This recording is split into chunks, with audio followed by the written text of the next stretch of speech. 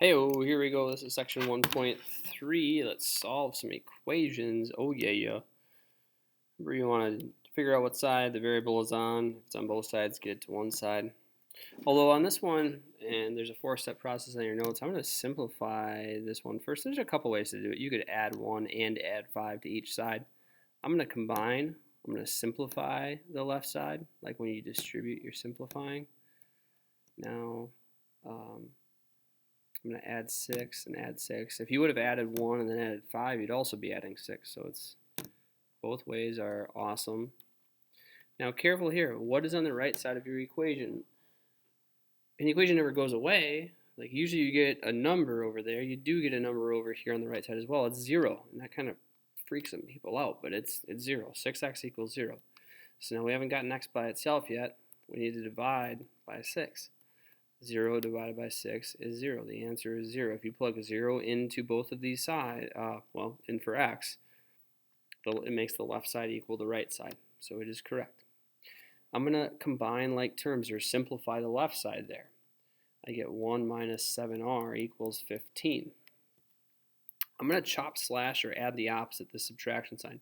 1 minus 7r is the same as 1 plus negative 7r. Why I did that is because as I start to solve for r, I'm going to undo this addition first.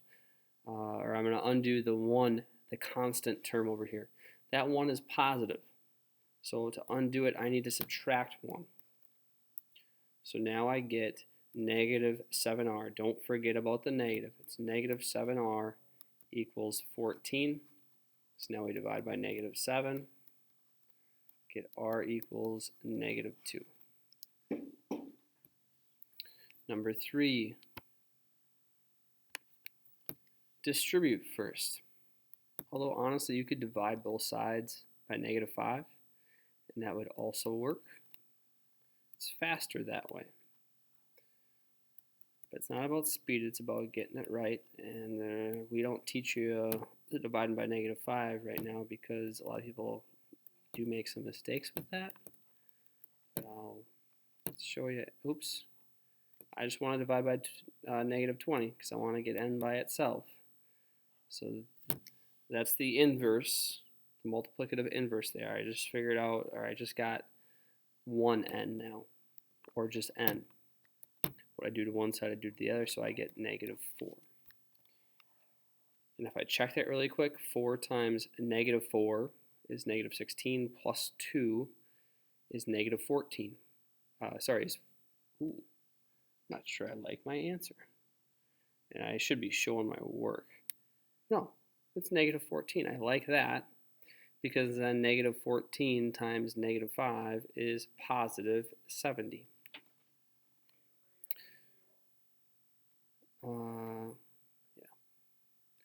Actually, erase this work. You shouldn't do that.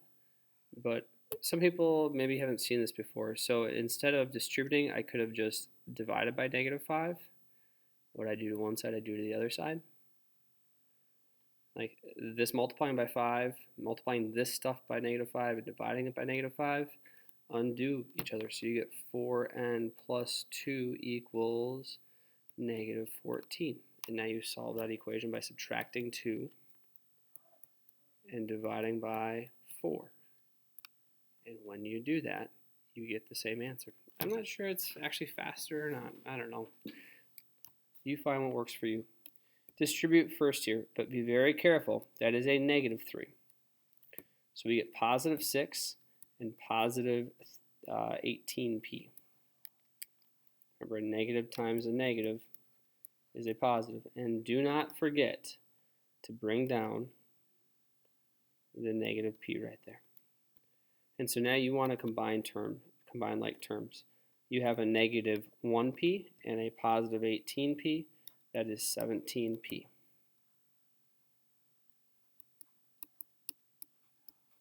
So we subtract 6 and subtract 6. We get 17p equals negative 85. Undo or inverse multiplying by 17 by dividing by 17. So we get p equals negative 5. If you plug that in and check it, you should see that the left side equals the right side. when you plug it in. And although, and that's the cool thing, you could just use your calculator here, and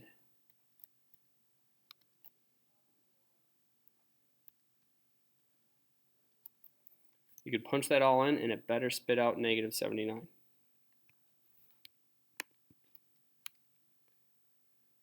This was a multiple choice test. You could plug in the different answers one at a time and see which one gives you negative 79. Your test for this chapter is not multiple choice. So the directions on the left side of your notes say something different in terms of what you should do first here. There's 4 correct moves you could make. You could add 2k to each side. You could subtract 2 from each side. You could add k to each side. You could add 5 to each side. Any one of those is a good first step. I like to get, now that I see that there's k's on each side of the equation, I want to get k to one side. That's what I prefer to do. I find that students do the best when they use that method, but if you know how to do this, you do it whichever one of those ways you want to do. When I take negative 2k and I add 1k, I get negative 1k equals the k's on the right cancel out, so I get negative 5 over there. So now I solve for k. So I subtract 2. Now careful here, negative k equals negative 7. That means positive k equals positive 7. If you're not sure why that's true, this is being multiplied by negative 1. So divide by negative 1. Boom. That gives you the positive 7.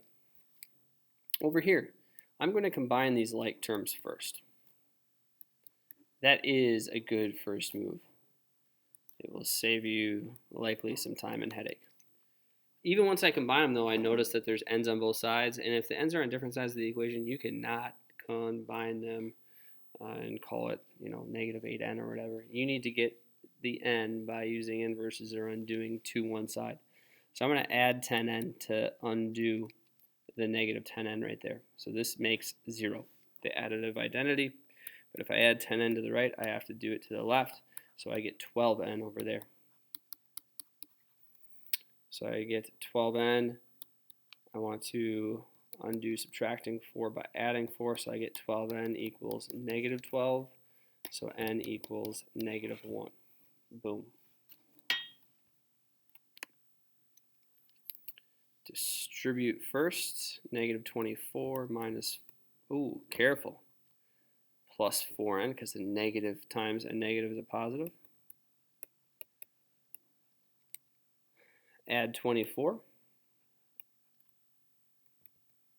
Notice that cancels out both of the negative 24s. So we get 4n equals 3n. So now I subtract 3n. So I get 1n, or n, equals, what's 3n minus 3n? 0. Nice. Number 8, distribute.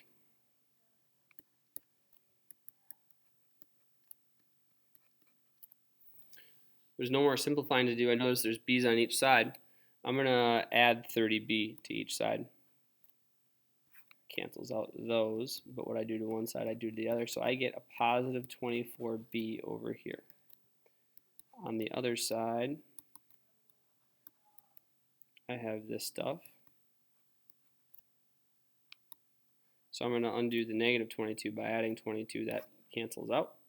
I get 52 equals 24b.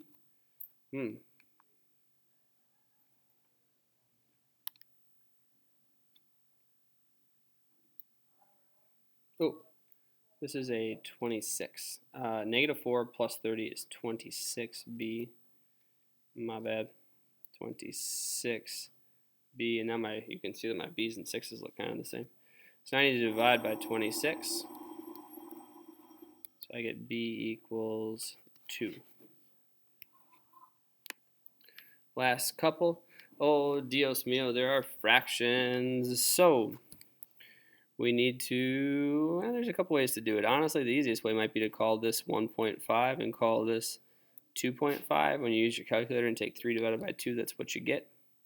So when you combine 1.5 and you subtract 1, you get a positive 0.5. So now you minus 50 cents, and you get $2 left over. Here, we're going to work on this. So I'm not sure how I'm going to handle this. I might have you skip this one. You're going to look for the least common denominator or the least common multiple of the denominators, and that's going to be 18. So you're going to multiply everything by 18. But I'm going to take 18 and divide it by 3, and then multiply that answer by 4. So 18 divided by 3 is 6. 6 times 4 is 24x. 18 divided by 2 is 9. 9 times 3 is 27. X equals 18 divided by 9 is 2. 2 times 34 is 68. So now I get 51x equals 68.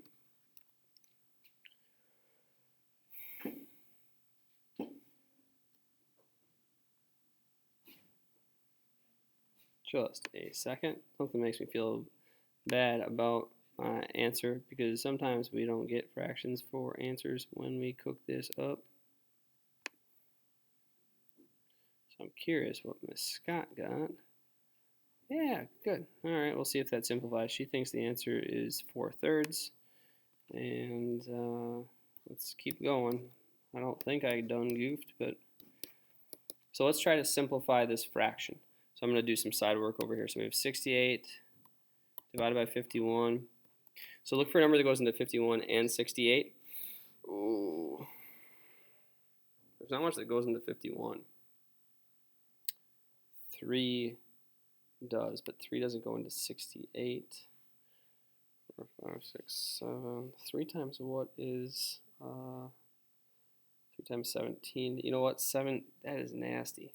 17 goes into both of these. If you have to simplify fractions, I'll probably make it be a little bit nicer than that. Because 17 times 4 is 68. 51 divided by 17 is 3.